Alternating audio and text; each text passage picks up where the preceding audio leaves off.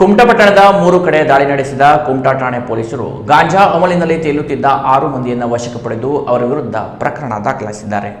ಕುಮಟಾ ಪಟ್ಟಣದ ಹೊಸ ಹೆರವಟ್ಟ ಮೂರೂರುಗುಡ್ಡ railway station ಸಮೀಪ ಗಾಂಜಾ ಸೇವನೆ ಮಾಡಿ ಅಮಲಿನಲ್ಲಿರುವ 6 ಮಂದಿಯನ್ನ ಪೊಲೀಸರು ವಶಕ್ಕೆ ಪಡೆದಿದ್ದಾರೆ. ಪಶ್ಚಿಮ ಬಂಗಾಳದ ಮಿಂಟು ರಾಯ, ಮನೀಂದ್ರ ರಾಯ್ 19 ವರ್ಷ, ರೋಹಿತ್ ಚಕ್ರಬೋರ್ತಿ, ಪಿಂಟು ಚಕ್ರಬೋರ್ತಿ 25 ವರ್ಷ ಮೂರೂರುಗುಡ್ಡದ ಹತ್ತಿರ ಸಾರ್ವಜನಿಕ ಸ್ಥಳದಲ್ಲಿ ಗಾಂಜಾ ಸೇವನೆ ಮಾಡಿ ಅಮಲಿನಲ್ಲಿರುವ ವಿಧಾಯಕ ಬಿಸ್ವಾಸ್, ಬ್ರೋಜೋ ಗೋಪಾಲ್ ಬಿಸ್ವಾಸ್ 48 ವರ್ಷ, ತಪನ್ ಪಾಲ್, ನಿಮಾಯಿ ಪಾಲ್ 42 ವರ್ಷ ಪಟ್ಟಣದ ರೈಲ್ವೆ ಸ್ಟೇಷನ್ ಹತ್ತಿರ ಗ್ಯಾಸ್ ಗೋಡಾನ್ ಹೋಗುವ ರಸ್ತೆಯ ಪಕ್ಕದ ಸಾರ್ವಜನಿಕ ಸ್ಥಳದಲ್ಲಿ ಗಾಂಜಾ ಸೇವಿಸಿ ಅಮಲಿನಲ್ಲಿದ್ದ ಪಶ್ಚಿಮ ಬಂಗಾಳದ ಆಶೀಶ್ ಮೊಂಡಲ್, ಕಾಲಿಪದ ಮೊಂಡಲ್ 39 ವರ್ಷ, ಪ್ರಕಾಶ್ ಮೊಂಡಲ್, ರಬೀಂದ್ರನಾಥ್ ಮಂಡಲ 24 ವರ್ಷ ಬಂಧಿತ ಆರೋಪಿಗಳು.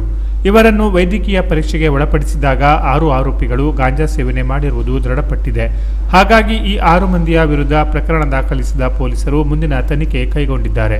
ಈ ಕಾರ್ಯಾಚರಣೆಯಲ್ಲಿ ಕುಮಟಾ ಪೊಲೀಸ್ ಠಾಣೆಯ ಪಿಎಸ್ಐಗಳಾದ ಸಾವಿತ್ರಿ ನಾಯಕ್, ಮಯೂರ ಪಟ್ಟಣಶೆಟ್ಟಿ, ರವಿ ಎನ್ ಗುಡ್ಡಿ ಮತ್ತು ಸಿಬ್ಬಂದಿ ಪಾಲ್ಗೊಂಡಿದ್ದರು. Canara plus news, Kumta.